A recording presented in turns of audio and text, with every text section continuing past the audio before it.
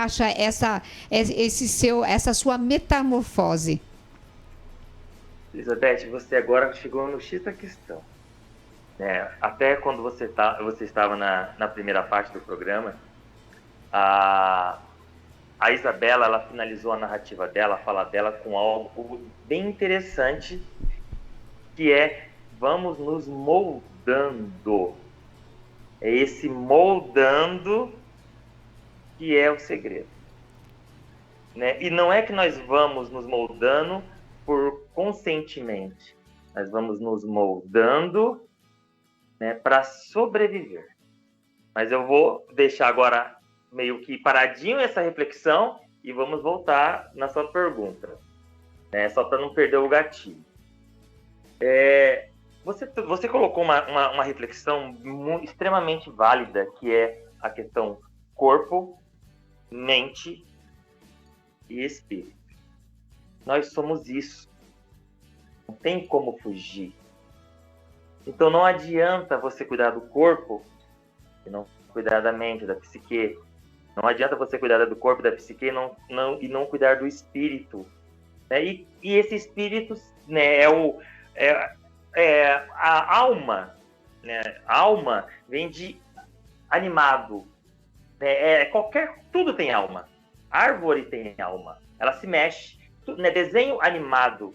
Tudo que é animado, tudo que tem movimento, né? A palavra alma vem de animado, de se mexer. Né? Nós temos espírito. Né? E esse espírito está conectado a algo. Ele está conectado a algo superior, independente da crença de cada um. Né? Que esse algo pode ser Deus, pode ser a natureza, pode ser o universo. Não estou aqui para questionar as crenças de ninguém, mas nós estamos sempre ligados a algo maior. E Jung, eu acredito que todo mundo já conhece, pelo menos já ouviu falar de Jung. Ele traz o conceito da consciência coletiva, que todas as ideias, todas as informações, tudo que existe, tudo que alguém pode pensar ou criar, existe em um campo espiritual onde alguém acessa essa informação. Eu até, quando eu vou falar sobre isso, eu cito muito Henry Ford, o criador do carro. Ele não acordou um dia e falou: vou criar um carro. Não, ele acessou isso de algum lugar. Einstein, um grande cientista que todo mundo já ouviu falar, ele passava horas e horas e horas de olho fechado para dentro de si mesmo. Em um processo meditativo, ele não ficava horas e horas fazendo cálculos ou em laboratório. Por isso que são teorias, né? Teoria da relatividade. Porque ele criava os modelos mentais. E será que ele era tão inteligente assim? Todos nós somos iguais. E aqui ele aprendeu a conectar com esse espaço, esse mundo espiritual. Então, se você não cuida do seu espírito, você não consegue essa conexão. Né? Então, é exatamente isso. Corpo, mente e espírito. Então, nesse momento desses questionamentos do Marcos, aí você vai estudar primeiro, você é psicólogo, psicanalista, e aí você vai ser teólogo também. Olha então, só. Você foi por esses caminhos para se autoconhecer, para ter respostas? Tá. Na verdade, tipo assim, eu sou incansável na busca do conhecimento. Exemplo, né? Eu era químico, né? já tinha uma profissão consolidada, já estava na indústria, era bem remunerado, era disputado pelo nicho de indústria que eu trabalho. E confesso para todos que eu acreditava em mim. Eu não acreditava no espiritual. Eu não acreditava que existia algo maior. Eu era da teoria da evolução, que o universo foi criado pelo Big Bang. Afinal de contas, eu sou um cientista, eu sou das exatas, sou engenheiro. E um certo dia, algo extraordinário aconteceu. Algo que mudou a minha vida. Né? E aí foi quando começou essas reflexões.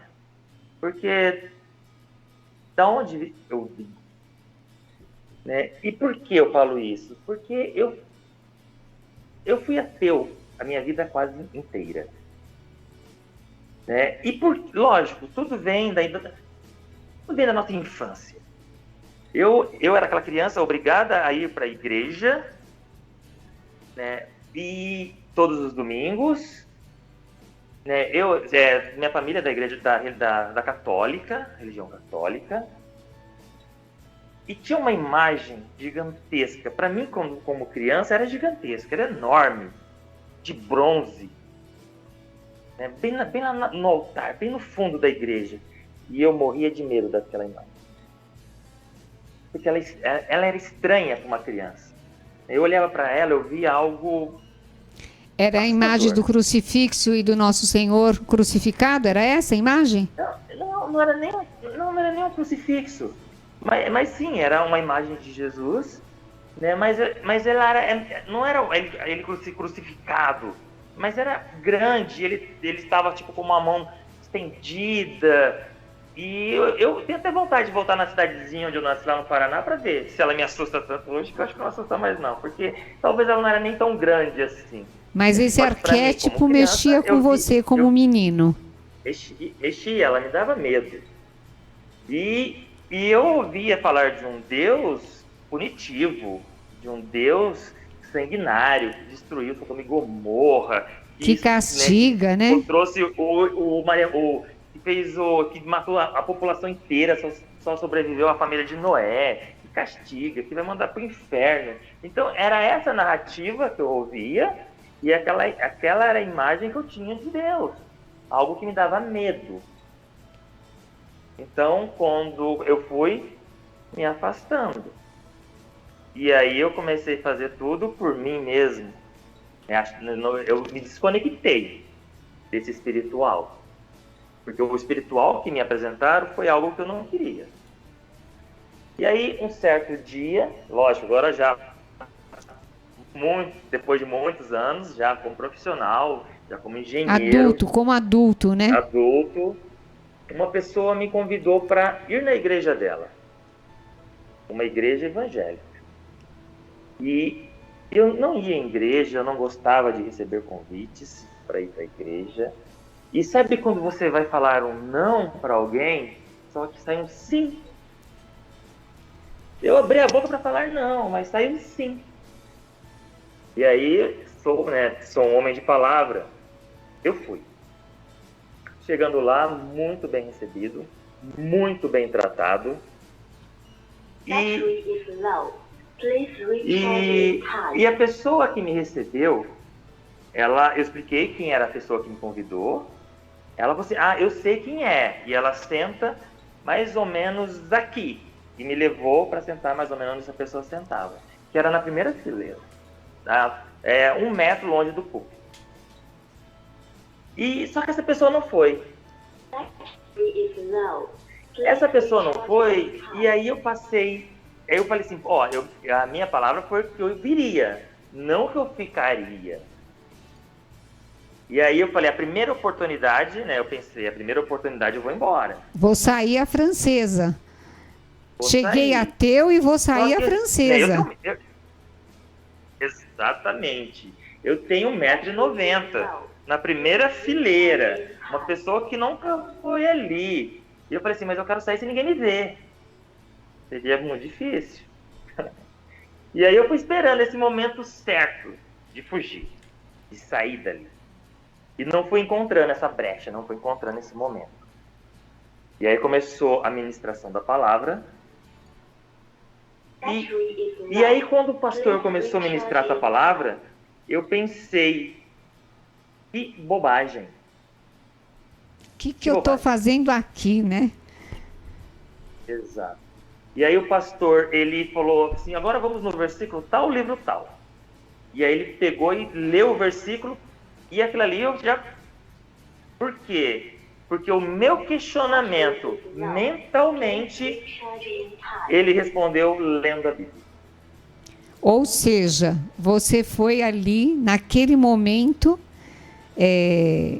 respondido algo que você já vinha questionando há muito tempo. Questionado. E de repente, num convite o que eu fui que você eu questionei aceitou só porque você naquele deu a momento. palavra, de repente você recebe, posso dizer aqui, um presente?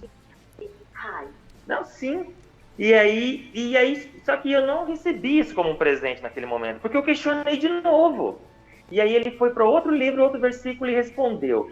E aí eu questionava, ele respondia. E aí o pastor dizia o seguinte: não preparei nada disso, mas Deus está ministrando no meu coração para que eu faça isso. E agora vamos no livro do tal, versículo tal e pancada ali. Como assim? Que esse homem está adivinhando as minhas coisas do meu coração? Exatamente. Parecia que ele estava lendo meu pensamento. E eu achei, e aquilo começou a me perturbar. Mas ok, acabou o culto. E aí eu fui saindo. Você teve que ficar até o fim do culto? Ficou até o fim? Fiquei até o fim. Do início ao fim. E aí na saída, uma pessoa, quando eu fui saindo, ela me esbarrou. Ela me segurou pelo ombro. E eu olhei para ela assim, e ela pegou e falou assim: você não veio aqui pelo que você acha que você veio. Você veio aqui porque Deus te trouxe. Eu posso te dar um abraço? Eu falei: pode. Eu fiquei sem reação. E ela foi, me deu um abraço, e eu fui embora. E aí depois eu fui pensando em tudo aquilo, refletindo sobre tudo aquilo que aconteceu. Foi tudo muito louco, mas Deus usa as coisas loucas para confundir os sábios. E isso foi um domingo. E quando chegou na segunda-feira, a primeira coisa, essa pessoa que me convidou trabalhava comigo, eu fui direto nela. Falei: escuta, quando tem culto? Eu fui na sua igreja ontem.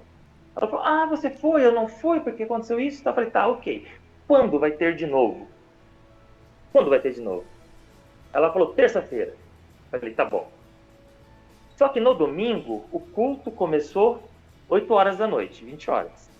Na terça, começava às 20h30, um pouquinho mais tarde. Só que ela não me falou sobre isso.